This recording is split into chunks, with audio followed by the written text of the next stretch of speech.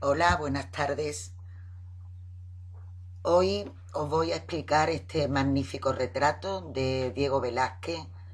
el retrato del Papa Inocencio X, en concreto para los alumnos de acceso a universidad que ya han asistido a algunas clases de Velázquez y conocen a este pintor. Pues decirle y deciros que es un retrato que pertenece a la época final del pintor, a su época de madurez. Falta muy poco para que Velázquez fallezca, y al mismo tiempo que vamos a irlo explicando, también vamos a hacer alguna referencia a la época y al autor para los que llegáis por primera vez al estudio del maestro, de este genio de la pintura, y también para recordarlo a los alumnos de acceso a universidad. Sabemos que Diego Velázquez es un pintor que nace en Sevilla, que pertenece a el barroco español. Digo español porque el barroco es un estilo artístico que en España tiene unas particularidades y unas peculiaridades muy especiales, y en concreto lo incluiríamos en la primera mitad del siglo XVII, dado que la segunda mitad del siglo va a tener sin duda unos cambios que son muy ostensibles en la pintura, fundamentalmente con respecto al de la primera mitad. La primera mitad del siglo XVII vemos cómo hay tres escuelas que destacan: Valencia, Madrid con la Corte y el Escorial, y Andalucía con Sevilla y Granada. Pero en la segunda mitad vemos cómo la presencia de la escuela valenciana desaparece, permaneciendo solamente Sevilla y Madrid. Y por otro lado, el primer periodo, la primera mitad del siglo XVII, se caracteriza fundamentalmente por ser un tipo de pintura enormemente realista, naturalista, que pretende representar la realidad de la manera más fiel posible. Y tenemos que tener en cuenta que la pintura y todo el arte en general en el barroco, tanto en la primera como en la segunda mitad, va a estar sometido a los dictados de la Iglesia. En esto tenemos que ser muy fieles a la hora de interpretar la pintura, porque así la podremos entender mejor. Es decir, estamos en el siglo de la Contrarreforma. Durante el siglo XVI ha habido un cisma, una separación entre la Iglesia católica y la Iglesia protestante, y la Contrarreforma será un proceso de reacción contrario a la idea luterana y protestantista, donde veremos cómo la Iglesia utiliza al arte, en concreto a la pintura, pero también a la escultura, como un medio para propagar, para difundir, para divulgar los dogmas de la fe contra estas ideas luteranas que amenazan con hacer peligrar los cimientos de esa Iglesia católica. Por lo tanto, va a ser la Iglesia la principal cliente, comitente le llamamos en arte, de la obra artística. De manera que nuestros pintores, nuestros escultores se vuelcan en esta temática que prácticamente domina toda la pintura del siglo, puesto que la Iglesia, a través de sus catedrales, monasterios, parroquias, iglesias, todas las órdenes religiosas que tienen presencia en nuestro país, van a utilizar, como os decía, el arte, la pintura o la escultura como un medio para hacer llegar la fe al mayor número posible de fieles. Ante esta realidad vemos cómo la temática española se basa fundamentalmente en lo religioso, escenas religiosas, la temática también mariana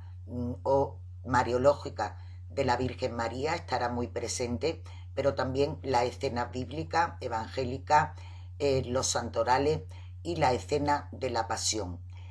Por otro lado, diríamos que es prácticamente inexistente en nuestro país un arte que se dará, sin embargo, en otra escuela europea, donde la temática se basará en la existencia del retrato o, por ejemplo, del bodegón. En nuestro caso, en el caso del barroco español, el retrato va a darse, pero no de una manera tan mayoritaria o abundante como la religiosa. Son fundamentalmente los reyes la corona la que encarga este tipo de retratos, puesto que no existe una clase social como en otros países europeos que tienen otros gustos, que tienen posibilidades económicas, como por ejemplo ocurre en Italia, y pueden demandar, pueden encargar retratos a los pintores. El bodegón también tiene en España una presencia, pero no desde un punto de vista decorativo, de ornamentación, como ocurre en otros países. En nuestro caso, en el caso español, el bodegón va a convertirse en un tipo de pintura que le llaman o se llama piezas de cocina, donde veremos a personajes humildes, personajes sencillos del pueblo que conviven generalmente en estancias interiores con objetos de bodegón, es decir, con platos, vasijas, ánforas o, por ejemplo, frutos. En el caso de Diego Velázquez, el genio que esta tarde ocupa nuestra atención y nuestro estudio, veremos cómo va a haber una dedicación a ese bodegón y veremos cómo Velázquez trata este tipo de pintura, de temática, dado que su maestro en Sevilla, Pacheco, que luego se convertirá en su suegro, siempre le aconsejó que pintara bodegones, porque los bodegones eran una manera de poder demostrar la calidad que tenía como pintor. Hay que tener habilidad y una gran destreza para representar la naturaleza inerte, la naturaleza y las texturas, por ejemplo, del metal, del barro, de un fruto. Esto le daría un aval, una garantía ante un posible cliente de que era realmente un gran maestro, pero además quería deciros que el bodegón, en nuestro caso, en el caso del barroco español, adopta otras significaciones que van más allá de lo meramente figurativo o estético. Es decir, el bodegón barroco en España va a tener un significado enormemente simbólico, porque hay algunos cuadros a los que vosotros podéis recurrir, como por ejemplo San Hugo en el refectorio de los Cartujos de Zurbarán, o por ejemplo cuando vemos la cocina de Los Ángeles de Murillo, o los propios cuadros, los propios bodegones de Velázquez de su primera etapa sevillana, como La vieja friendo huevos, donde vamos a ver cómo en un momento dado el bodegón tiene un significado religioso, alude al sentido de la vida, al sentido de la muerte o de la vanidad. Así vemos cómo en un momento dado el hecho de que aparezca un fruto a punto de perecer o una calavera, en el caso de los bodegones más tétricos, que es el ejemplo de Valdés Leal, encontramos un recordatorio constante a la muerte. Somos efímeros, somos vanos, polvo somos y en polvo nos convertiremos. Bien, dentro de este contexto, deciros que la segunda mitad del siglo XVII, que ya Velázquez no vivirá, va a haber sin duda ninguna una serie de rasgos que nos van indicando ciertos cambios importantes en el arte barroco, en la pintura en concreto. Vemos cómo ese naturalismo, ese realismo permanece, pero si bien en la primera mitad está muy influenciado por una técnica que introduce en Italia Caravaggio, que consistía la técnica del tenebrismo, que consistía en que dentro del cuadro hay grandes contrastes, fuertes contrastes entre las zonas lumínicas y sombreadas del cuadro, con el objeto de que se acentuaran, de que se hicieran resaltar las partes más relevantes o prominentes que al artista le interesaba mostrar. Es decir, el tenebrismo es una técnica, es un recurso para, como decimos, intensificar lo que se va persiguiendo o buscando, que es el realismo, la realidad. Este tenebrismo, que ensombrece el cuadro, va a dar paso a una pintura más opulenta, más rica, sobre todo en color, en lo que se refiere al cromatismo. Y veremos cómo la pintura en esta segunda mitad, aunque sigue habiendo un dominio muy importante de lo religioso, se vuelve triunfal. Lo vamos a ver en los grandes cuadros de altar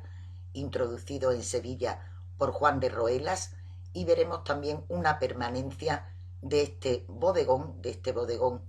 estas piezas de cocina que tienen estas significaciones simbólicas. Bien, en el caso de Diego Velázquez, este contexto histórico y artístico que os he planteado, que os he mostrado, ha sido con la intención de que nosotros podamos entender mucho mejor al pintor, a Diego Velázquez, y tener en cuenta que aunque Velázquez vive indiscutiblemente una circunstancia, un momento, un tiempo histórico, su trayectoria, su biografía y sus circunstancias personales fueron excepcionales, porque Velázquez, que nace y se educa en Sevilla, siendo muy joven, ya empieza aquí en Sevilla a pintar algunos cuadros de temática religiosa y también algunos bodegones, pero el ambiente cultural e intelectual que había en el taller de su maestro y futuro suegro Francisco Pacheco, lo ponen en contacto con la corte, con Madrid, a donde va muy pronto, en 1623, para realizar un retrato del entonces rey Felipe IV. Retrato hoy perdido,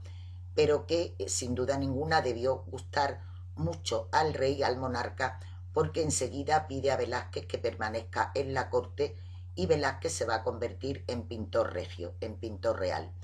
Durante toda su vida va a vivir en Madrid, va a vivir en la corte, teniendo unas condiciones realmente excepcionales respecto a otros pintores. Él tiene la oportunidad de poder acercarse, de poder estudiar todos los cuadros de otra escuela europea, italiana, pero sobre todo flamenca, que poseen los reyes en sus colecciones reales. Tiene la oportunidad de conocer personalmente a Rubens, que irá a la corte de Madrid invitado por el monarca. Rubens lo animará a que vaya abandonando el tenebrismo que Velázquez ha mostrado en su primera etapa, su etapa juvenil, su etapa sevillana, y a que se abra al color,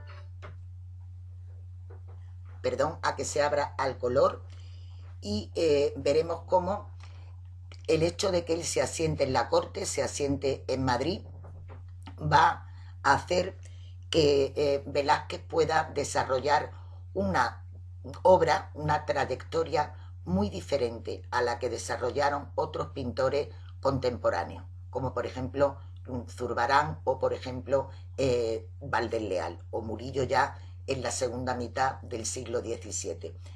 Velázquez no tiene la presión que pueden tener en un momento dado otros pintores de su época, que exigen al pintor, cuando se le hace un encargo, que entregue una obra en un momento determinado,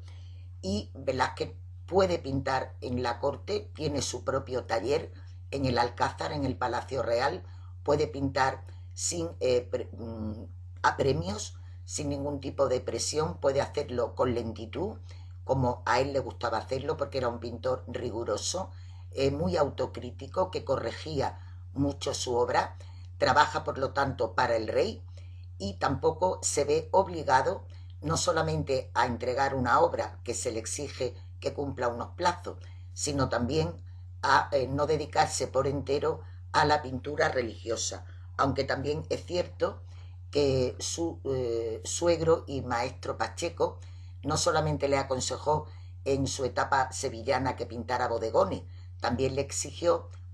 mejor dicho, le recomendó que durante toda su vida no abandonara nunca del todo la pintura religiosa. Tener en cuenta que estamos en la época contrarreformista, que está actuando de una manera muy férrea, muy severa, la Santa Inquisición, y en un momento dado un pintor que se desvinculara totalmente de la temática religiosa podía parecer un tanto sospechoso de cara, ¿verdad?, a esta Santa Inquisición. Pero bueno, Velázquez, aunque tiene dentro de su producción pintura religiosa, no va a ser lo más abundante de su carrera. Él fundamentalmente se va a dedicar al retrato, lo hará durante toda su trayectoria en Madrid. Veremos cómo va a pintar al rey Felipe IV en diferentes edades de su vida, convirtiéndose en una especie de fotógrafo oficial. Va a recoger un álbum vital, un álbum histórico del propio rey, desde su juventud hasta su decadencia y decrepitud, pero también pinta a las reinas, a los príncipes, a las infantas y también a otros personajes que viven, que habitan en la corte, como fueron enanos y bufones, que Velázquez pintó con la misma intensidad, con la misma importancia y dignidad que pudo pintar a un papa o a un rey. Es fundamental en la etapa primera de Velázquez en Madrid, esos estudios que hace de la pintura de las colecciones reales, pero lo que va a ser vital sin duda para Velázquez es un primer viaje a Italia que realiza en 1629, que va a abarcar 2 años de duración. Él va a visitar Roma, va a ir a Venecia, va a ir también a Nápoles, donde se entrevistará con nuestro pintor, con Rivera el Españoleto, y quedará absolutamente fascinado y enormemente interesado por el estudio de la escuela veneciana, descubriendo a maestros del Renacimiento como Tintoretto o Tiziano, que le abren inmensamente una ventana al uso del color, de una paleta cromática muy rica, y también en Roma, donde permanecerá durante un largo periodo de tiempo, estudiará la escuela romana, sin duda ninguna, dominada por los grandes maestros del manierismo, Rafael, Leonardo y sobre todo Miguel Ángel, al que estudia con una especial dedicación, y que sin duda ninguna el dibujo, el diseño de estos tres maestros, de Miguel Ángel, como hemos dicho, fundamentalmente, pero también el estudio de las colecciones antiguas de escultura romana, grecorromanas, que encuentra en la ciudad, serán fundamentales para la progresión y el desarrollo de su pintura. Cuando Velázquez vuelve a Madrid, pinta realmente cuadros excepcionales que todos conocemos en la biografía de Velázquez, y veremos cómo durante este tiempo, además de haber pintado ya Los borrachos, además de haber pintado La fragua de Vulcano, volcará su atención y su paleta en pintar a importantes miembros de la familia real, entre ellos a Felipe IV, a la reina, como hemos dicho, a los reyes y a las infantas, además de otros personajes como el bufón Calabacilla o el niño de Vallecas. Velázquez va caminando de una manera realmente portentosa hacia lo que luego veremos al final de su carrera, la llamada perspectiva aérea, una pintura espacial que va abandonando poco a poco y dejando atrás el tenebrismo por una pintura mucho más luminosa, aérea, fluida y vaporosa, donde el color empieza a tener una excepcional presencia e importancia. En 1649 Velázquez realiza un segundo viaje a Italia, y aquí es donde vamos a centrar nosotros nuestro retrato de hoy, el retrato del Papa Inocencio X. Bien, este retrato probablemente fuera pintado por Velázquez en torno al año 1650, estando en Roma, probablemente en verano, y hay alguna documentación sobre el retrato en sí, tanto sobre el personaje, sobre la historia del cuadro también. Deciros que es un óleo sobre lienzo que tiene 1,40 por 1,20 de dimensión y que se encuentra en Roma, en la Galería Doria Pamphili. Perteneció siempre a la familia Doria y ahí es donde está custodiado, conservado y donde lo podemos admirar. Bueno, sabemos que, perdón, que el Papa Inocencio X, el personaje todopoderoso que domina siendo como es el principal responsable y jefe de la Iglesia Católica en Europa, sabemos que era un personaje enormemente enérgico, vital, bastante huraño y que tenía un aspecto físico caracterizado, parece ser, por la fealdad y por una cierta rudeza. Incluso se dice que estas características físicas, sus facciones un tanto rurales, campesinas, toscas como decimos, le dificultaron el poder acceder al papado, que al finalmente consiguió. Sabemos que el Papa pudo conocer a Velázquez en un viaje que el nuncio hizo a Madrid cuando no era todavía papa, o que Velázquez lo pudo conocer en el primer viaje que hizo en 1629, pudo conocer a Inocencio X. Bien, es un retrato que despierta un enorme interés ya para sus contemporáneos. Velázquez en Roma era un personaje enormemente admirado, pertenecía a la Academia de Roma, a la Academia Artística de Roma, un honor que muy pocos pintores extranjeros podían ostentar, y evidentemente tampoco era normal que un papa posara para un pintor, y mucho menos si no era un pintor italiano o romano. Pero por la documentación conservada parece ser que sí, que Inocencio posa en varias ocasiones para Velázquez, e incluso hay una anécdota que ya ha quedado, ¿verdad?, en la literatura, en la leyenda de este cuadro, y es que cuando Velázquez le destapa, una vez terminado el retrato, la obra, el Papa quedó absolutamente maravillado, y la frase que pronunció fue troppo vero, es decir, demasiado verdad, demasiado verdadero. Esto nos pone en contacto con las características que Velázquez tiene como retratista. Velázquez es un pintor que retrata al personaje, ya sea papa, enano o bufón, con fidelidad, aunque es verdad que se dice que quizá en el caso del Papa Inocencio pudo suavizar de alguna manera estos rasgos de rudeza que podía tener, o de fealdad que tenía el Papa.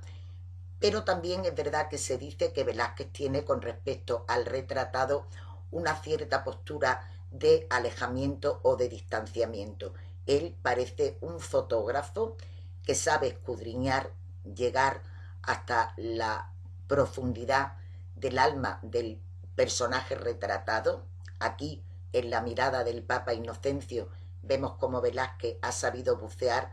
en esa psicología, en esa personalidad, en ese carácter, puesto que el Papa nos mira de una manera fija, penetrante, y no vemos en él precisamente a un personaje noble en cuanto a unos valores que tengan que ver con la dulzura o la amabilidad. Lo que vemos es energía, lo que vemos es fuerza, dominio y poder. Pero si bien sabe, como decimos, penetrar en el fondo de los personajes, también hay en él una especie de distanciamiento, porque Velázquez retrata al personaje, pero nunca se implica de una manera subjetiva, es decir, no está juzgando aquello que está viendo, lo muestra tal y como lo ve, sin hacer ningún tipo de juicio de valor. Inocencio, el Papa Inocencio X, está retratado acorde a una forma muy italiana de presentar el retrato, y está probablemente basado en el esquema que seguían pintores, como es el caso del maestro Rafael. No vemos al Papa pintado de cuerpo entero, lo vemos 3/4 de lo que sería el cuerpo del Papa. Lo vemos que está sentado en ese trono pontificio, girado levemente hacia su derecha, y en todo él hay una indumentaria que aparece revestida de poder y de dignidad, acorde con su estatus, con su elevado estatus eclesiástico. Viste la muceta, aquí tenemos el bonete con el cual iban ataviados los papas, esta falda y este sobrepelliz, y aquí observamos magníficos detalles que ponen en evidencia pues la calidad que Velázquez ha ido consiguiendo en estos largos años de carrera, de búsqueda, de indagación hacia la luz, hacia el color. Y lo vemos, por ejemplo, en esta muceta, donde aparecen un sinfín de gamas de rojo bañados por una luz intensísima, pero también lo vemos en las bocamangas, en el ribete de la falda, en el cuello, donde la transparencia, la sutileza, esa sensación de una textura que parece flotar y que lo vemos, por ejemplo, en la mano, que parece quedar suspendida en el aire, con el atributo del anillo, que sin duda ninguna era el atributo del poder papal, porque sabemos que los papas se llaman con el anillo. Toda la indumentaria va a proyectar, va a reflejar la calidad inmensa que Velázquez ha obtenido en estos largos años de carrera y ese dominio que tiene de la luz, evidentemente, y del color. El fondo, que aparece de una manera neutra, fijaros cómo Velázquez no utiliza absolutamente ningún elemento geométrico, como pudiera ser un zócalo en la parte superior del cuadro o aquí abajo, para poder separar lo que sería la figura del primer plano del retratado, y sin embargo podemos ver perfectamente, podemos apreciar perfectamente la honda profundidad que se produce en el cuadro, y luego también observemos en el trono pontificio estos detalles que representan también de una manera magnífica, prodigiosa, el dorado de estos ribetes que aparecen aquí, o el tejido de el trono pontificio, y también como toda esta greca metálica que va bordeando, pues pone de manifiesto que Velázquez, desde que era absolutamente muy joven, domina muy bien la técnica del dibujo, la técnica del color, del volumen y de las texturas. El Papa Inocencio porta en la mano lo que llamaríamos una cartela, un papel donde aparece la firma de Diego Velázquez. Esto también nos permite ver, mirar por ejemplo aquí en la bocamanga, cómo esto parece flotar de absoluta transparencia dentro del espacio, pero eso también nos permite que nuestra mirada confluya en los pliegues que aparecen aquí. Más que una pared, pudiera ser una especie de cortinaje que enmarca a todo el personaje. Una fuerza poderosa emana del rostro de ese Papa Inocencio, esos ojos penetrantes, inquisitivos, el rictus de la boca también cerrada, pues van a proyectar, van a materializar, a concretar un retrato sin duda ninguna inmortal, porque vemos que el retrato ya en épocas de Velázquez, se dice que Velázquez pudo traerse de Roma a España un retrato más pequeño, una copia, una variante del retrato que tenemos en el Prado, pero también en otros museos de Europa hay variantes, hay réplicas del retrato del Papa Inocencio. Luego ya en el siglo XX un pintor contemporáneo, Francis Bacon, hizo un sinfín de variaciones y de réplicas sobre el tema. Uno de los retratos, sin duda ninguna, más estremecedores y expresivos, tanto en su contenido como en su forma, de la historia del arte. Deciros también que la estancia de Roma en Velázquez, que se prolongó demasiado, el rey Felipe IV tuvo que llamarlo al orden para que volviera a Madrid. Velázquez sin duda ninguna se encontraba muy a gusto en Roma. Allí encontró un ambiente de libertad intelectual, cultural, pictórica, que no había en España. También sabemos que una relación amorosa le hizo permanecer allí durante más tiempo, pero quería comentaros que no solamente pinta Velázquez durante su estancia en Roma al Papa Inocencio, sino que también pinta a una serie de personajes vinculados a la corte papal, como este que tenéis aquí, que es el retrato llamado de El barbero del Papa, de Ferdinando Brandani, o este otro, que es el retrato de Camillo Massimi, que era el camarero, un asistente del Papa, también considerado un magnífico pintor. Bien, pues creo que con esto damos por concluido el análisis del cuadro, no sin antes comentaros que el Papa, también esto creo que es importante que lo tengamos en cuenta, no sin antes comentaros que el Papa Inocencio quiso pagarle a Velázquez unos honorarios por haberle hecho este retrato que él consideró sin duda ninguna demasiado verdadero. Es decir, me imagino que ante esta expresión espontánea tuvo que verse totalmente reflejado en el retrato y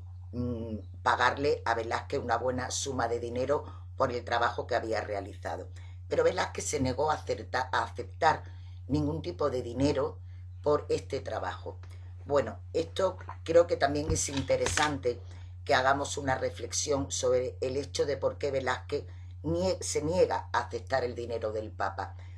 Tener en cuenta que Velázquez era sobre todo un pintor, pero también era un gentilhombre que aspiraba a conseguir un título de nobleza. De hecho, muchos de los biógrafos de Velázquez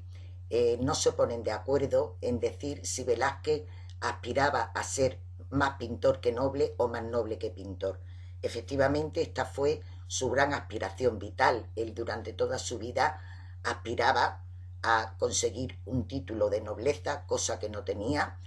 Ya al final de su vida lo consigue el título de Caballero de la Orden de Santiago. De este tema hablaremos cuando veamos Las Meninas, pero lo que queremos decir es que por qué motivo Velázquez no acepta este dinero que el Papa le ofrece. Pues tener en cuenta que en el siglo XVII el oficio de pintor era considerado como un oficio artesano.